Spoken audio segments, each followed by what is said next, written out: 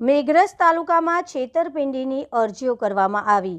The બેલીઓ સેવા સરકારી મંડળી લિમિટેડ સેક્રેટરી સોમાભાઈ પુંજાભાઈ ડામોરે કોરા ચેક લઈને વધુ નાણાં દર્શાવીને અરજદાર નાથાજી અજુરજી બારિયાના ખાતામાં વધારે લોન કરી ઓછી રકમ આપીને છેતરપિંડી કરવામાં આવી। એવા અરજદારના ઉલ્લેખ અરજદારને આ મામલે ધિરાણ કરતી શાખા મેઘરજ સાબરકાંઠા બેંક ખાતાનું સ્ટેટમેન્ટ કાઢવાથી તે મામલે અમારે છેતરપિંડી થઈ છે। આ મામલે સરકારી મંડળી લિમિટેડ સેક્રેટરી સાથે શું કોઈ કર્મી હોઈ શકે કે તેનો ભેદ કેવી રીતે આ મામલે કાયદેસરની તપાસ કરવામાં આવે।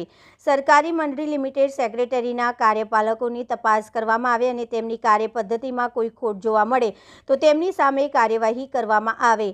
સરકારી મંડળી લિમિટેડ સેક્રેટરીએ અરજદારને સાચી માહિતી આપવી જોઈએ અને તેમની સાથે ન્યાય કરવો જોઈએ। સરકારી મંડળી લિમિટેડ સેક્રેટરીએ અરજદારને સાચી માહિતી આપવી જોઈએ અને તેમની સાથે ન્યાય કરવો જોઈએ। રિપોર્ટર ડાયાભાઈ ડામોર, ગામ સારંગપુર, તાલુકો મેઘરજ, જિલ્લો અરવલ્લી, પોસ્ટ બેલીઓ। હું સારંગપુરનો રહેવાસી બારિયા નાથાજી હજુરજી પુત્ર છું। વચ્ચે મારા ફાધરના કિસીથી ચાલે છે બેલિયા મંડળીમાં ધિરાણ લેવા દઈએ છીએ દર વર્ષે। 2018ના અંદર 1,10,000 રૂપિયા ધિરાણ લીધું હતું। ત્યાર પછી 1 રૂપિયાનું ધિરાણ ઉપાડ્યું નથી। પછી મારા ફાધર અભર છે અને કાકા બીમાર થઈ ગયા હતા, તો ઘરે રહી અને ઘરે આવીને કોરા ચેક મંડળીવાળું લઈને લેવા આવી અને કોરા ચેક લઈ જતો વગર અંગૂઠા માર્યા મને ચેક લઈ ગયા અને આ લોકો ટર્નઓવર કરીએ એમ કે 5 ધિરાણ વધારીને 5 ધિરાણમાંથી પૈસા કાઢી લીધા છે આજ સુધીના। અને મારું એટલું કેવું થાય કે અંગૂઠો માર્યો જ નથી, કોરા ચેક લઈ ગયા। કોરા ચેક લઈ જઈને અમને અંગૂઠાથી આ લોકો ડાયરેક્ટ ચેકોનો ઉપયોગ કરી અને પૈસા કાઢ્યા છે ટર્નઓવર કરી એમ છે। દર વર્ષેથી 2 ચેક કોરા ચેક લઈ જાય છે ટર્નઓવર કરવું એમ છે। ડામોર સોમાભાઈ પૂજાભાઈ મંડળીનું વહીવટ કરે છે બેલિયા અને સાબરકાંઠા બેંકના અંદર ખાતું ચાલે છે।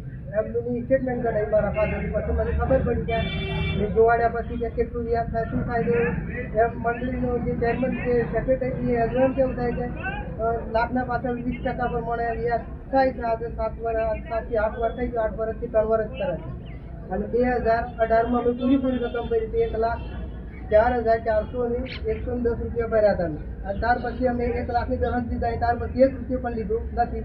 દર વર્ષેથી કોરા ચેક લઈ જતા, માઇક પેન્ડિંગ મહિનો આવતો પછી આ એના પહેલાં એ કોરા ચેક લઈને આવે અને દર વર્ષે રિટર્ન કરે। પછી ખબર પડી મારે તો વધારે ધિરાણ લેવું છે એમ કે પછી મારા ફાધર લઈને ગયો બેંકના અંદર।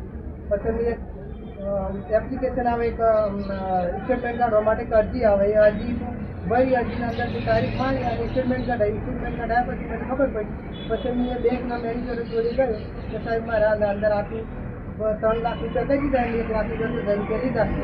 એ પ્રમાણે મેનેજરની વાત કરી, મેનેજરે મને હિસાબ કરીને કીધું કે ભાઈ સોમભાઈ આટલા પૈસા કાઢી લીધા દર વર્ષેથી આટલા પૈસા।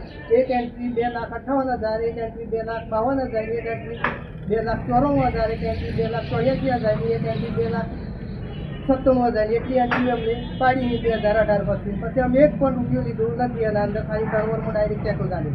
બરાબર, તો આ રીતના તમારા પર છેતરપિંડી થઈ ને? આ છેતરપિંડી કરી અને ત્યાર થતો એમ 6 થી 7 જગ્યાએ અરજી કરી પહેલા મહિનાની 23 તારીખે, ન્યાય મળતો નથી સુધી હજી મને કોઈ ન્યાય મળ્યો નથી। તો તમારું ન્યાય લેવાનું છે ને? અને ન્યાય લેવા માટે મેં આજે હું આ વિડીયોના અંદર આપું છું। આજે મને 23 તારીખથી મોડાસાની ટપાલ મળી છે અને અંદર 23 તારીખથી મને મોડાસા બોલાવ્યો। બરાબર બરાબર, એટલી ટપાલ આવી છે। મેં મુખ્યમંત્રીને આલી, ગૃહમંત્રીને આલી, જે મારે જે પ્રોસેસ કરવાની જગ્યાએ બધી જગ્યાએ મેં ટપાલ આપી છે, એડી કરી છે। આ તમારે છેતરપિંડીનો ન્યાય મળવો જોઈએ અને મારો આ છેતરપિંડીનો પણ ન્યાય મળવો જોઈએ અને મારા કોરા ચેક મારા ફાધર અમારે અંગૂઠાનો પણ હિયરિંગ ચેક થવું જોઈએ।